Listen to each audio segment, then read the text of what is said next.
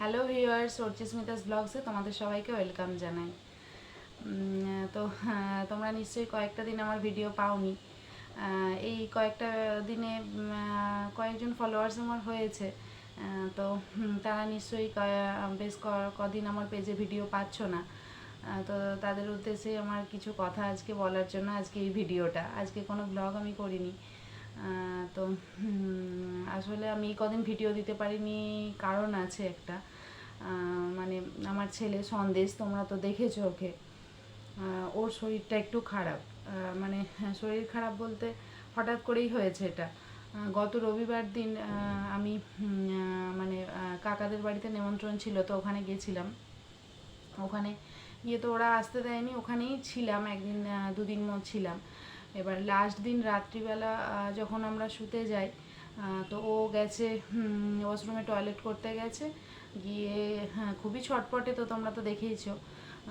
তো গিয়ে ওখানে বাথরুমে পা স্লিপ করে পড়ে গিয়ে আর ওই কলের মাথায় লেগে এই চোখের ওপরটা আর কি কেটে গেছে। তোমাদেরকে আমি ছবিটা দিয়ে দেবো, দেখতে পাবে, দেখলেই বুঝতে পারবে।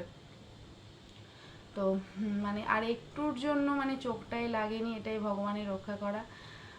তো সেই জন্য আমার মনটা একদমই ভালো নেই। তো এদিকে তোমাদেরকে তো বলেইছিলাম যে ওর কলকাতায় স্কুল শুরু হচ্ছে। তো স্কুল আজ থেকেই শুরু হয়েছে। তো সেই নিয়ে একটু টেনশানেও ছিলাম, ভালো লাগছিল না একদমই আমার মনটা।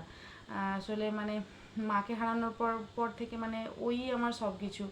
ওর এতটুকু মানে সন্তান সব মায়ের কাছেই সমান, কিন্তু আমি কেন জানি না ওর একটু নখে ব্যথা হলেও মানে আমি পাগল পাগল হয়ে যাই আমি পুরো। তো ওই কারণে আমার ভালোও লাগছিল না ভিডিও করতে। তো তারপর আবার আমার মনে হলো যে মানে কিছু তো করতেও চাই আমি, যে তো পুরোপুরি পেজটা বন্ধ করে দেবো। কিছু ফলোয়ার্স আমার হয়েছে, তো সেই কারণে আজকে এই ভিডিওটা করলাম। আজকে আমি খুব টায়ার্ডও আছি, মানে ওকে নিয়ে স্কুলে গেছিলাম, এই বিকেলবেলায় ফিরেছি। তো তোমরা প্লিজ আমাকে একটু সময় দাও, ছেলেটা আমার একটু সুস্থ হয়ে উঠুক।